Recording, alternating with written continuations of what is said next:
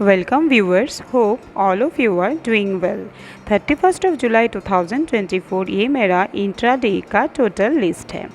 यहाँ पे देखिए निफ्टी बैंक आज एक्सपायरी के दिन 51,500 से थोड़ा फ्लक्चुएशंस के साथ आज फर्स्ट हाफ में लगभग 10 पर 51,650 ऐसा हाईएस्ट पहुँच गया था, लेकिन उसके बाद ही करेक्टेड होते हुए डिक्रीज़ ऐसा लगभग कंटिन्यू चलता रहा 11 बजे तक। 11 बजे के बाद सडनली शार्पली डिक्रीज़ होकर फिर आज जिस पॉइंट पे ओपन हुआ था लगभग वहाँ पर पहुँच गया, यानी 51,400, और फिर with in fraction of second थोड़ा इंक्रीज़ होकर अगेन 51,488 ऐसा कंसोलिडेट पीरियड पे चल रहा था अप टू 1240, और उसके बाद स्लाइटली थोड़ा इंक्रीज़ होकर 51,550 पहुंच गया था 12:50 को। उसके बाद फिर शार्पली डिक्रीज़ होकर करेक्टेड होते हुए बहुत ही कम पॉइंट इंक्रीज़ हुआ और 1:30 बजे के बाद फिर शार्पली डिक्रीज़ होकर 51,400 ऐसा पहुंच गया था, और 2:10 पर 51,350 पहुंचकर ही निफ्टी बैंक करेक्टेड होते हुए फिर इंक्रीज़ होकर 51,400 पहुंच गया था। बहुत ही कम फ्लक्चुएशंस निफ्टी बैंक में था आज। येस बैंक को मैंने इंट्राडे पे 12 PM पर 26.76 पर इंट्राडे में सेल इनिशिएट किया था। येस बैंक मार्केट ओपन 26.20 पर हुआ था और होकर करेक्टेड होते हुए इंक्रीज़ हो रहा था, जो ये क्लियरली इंडिकेशन दे रहा था कि येस बैंक का प्राइस इंक्रीज़ या डिक्रीज़ फ्लक्चुएशंस आज ऑलमोस्ट स्टेबल ही रहेगा। और देखिए यहाँ पर लगभग 11 बजे 27.12 येस बैंक का शेयर का प्राइस पहुंच गया था। येस बैंक एक स्मॉल कैप इंडस्ट्री से बिलोंग करता है, जो आज निफ्टी बैंक के वेरी नेग्लिजिबल फ्लक्चुएशंस जो पॉजिटिव साइड में है उसमें 11 बजते ही 27 से ज़्यादा पहुंच गया था। ये देख के मैंने इंट्राडे में सेल इनिशिएट किया था, बिकॉज शेयर का प्राइस आज इससे नहीं बढ़ेगा।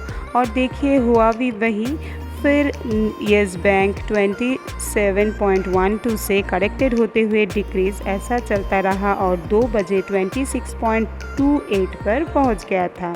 मैंने 1:53 PM पर ही एग्ज़िट कर लिया था। मैंने और वेट नहीं किया, बिकॉज़ यहाँ पे देखिए किसी भी स्टॉक जब करेक्टेड होते हुए डिक्रीज़ होता है उसका ये मीन रहता है कि डिक्रीज़ इसमें इतना ज़्यादा नहीं रहेगा, बिकॉज़ ये ऑलरेडी करेक्टेड है। उस वजह से मैंने 1:53 PM पर एग्ज़िट कर लिया था। येस बैंक का यहाँ पे देखिए सुबह अगर आप बाइंग वॉल्यूम यहाँ पे कंसिडर करें तो 78,746 के वॉल्यूम में 9:15 से लेकर 9:25 AM पर आज येस बैंक का परचेज़ हुआ।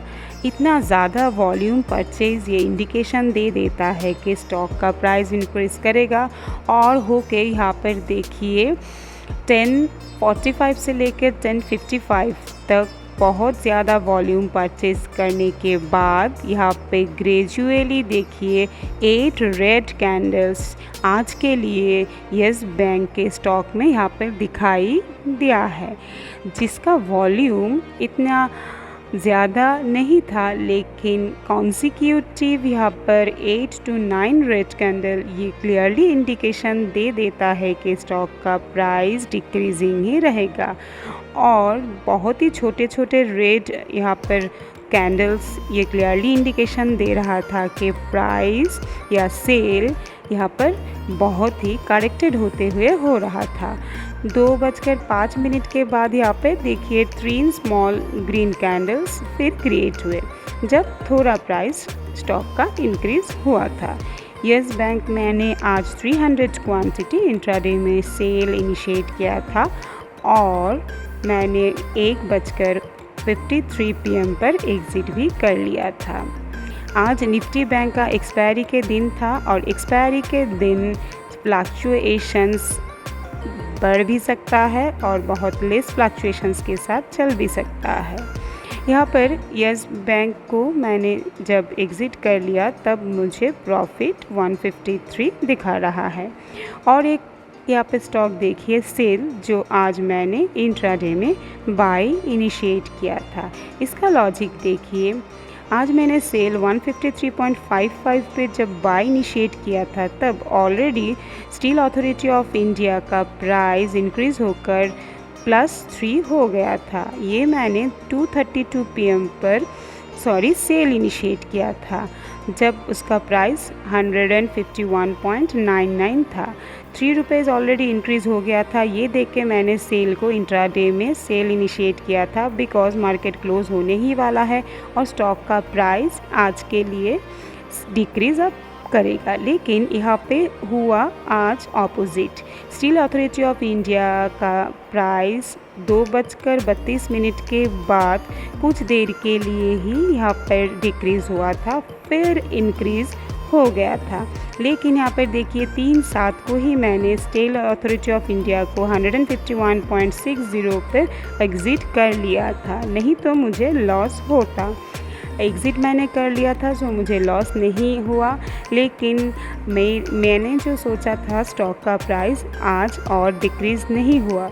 हालांकि परसेंटेज स्टॉक का तब भी 28 से 30 वेरी कर रहा था, लेकिन स्टील अथॉरिटी ऑफ इंडिया 151.60 से डिक्रीज़ नहीं किया। और जब मैंने यहाँ पर देखा मार्केट क्लोज़ होने ही वाला है और 3 बज गया है, 3 बजे के आसपास किसी भी स्टॉक के प्राइस में ह्यूज फ्लक्चुएशंस होता है।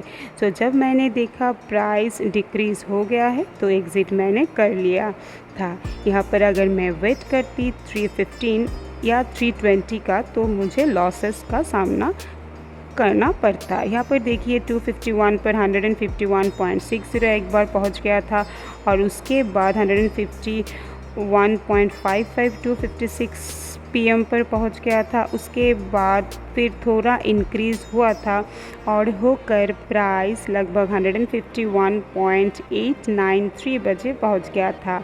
उसके बाद फिर जब शार्पली डिक्रीज़ होकर प्राइस 151.85 हुआ तब मैंने देखा प्राइस उसका गिरेगा और मैंने एग्ज़िट तब कर लिया था। लेकिन यहाँ पर देखिए 3 PM के बाद 35 पर 151.56 पहुँच गया था, लेकिन 36 के बाद फिर शार्पली इंक्रीज़ हुआ और 152 क्रॉस करके स्टॉक का प्राइस 153 तक पहुँच गया था। बहुत ही ज़्यादा इंक्रीज़ हो गया था, लेकिन मैंने तो पहले ही एग्ज़िट कर लिया था, इसलिए मुझे लॉसेस आज नहीं हुआ। तो ऐसा समझदारी कभी कभी दिखाना भी पड़ता है। जब आप सोचते हैं कि आपको एग्ज़िट करना चाहिए, प्रॉफिट इतना नहीं हो रहा है, तब ये सोचकर एग्ज़िट करना कि मेरे लिए लॉस किस में कम हो। हालांकि यहाँ पर मुझे प्रॉफिट ही हुआ था। Thank you.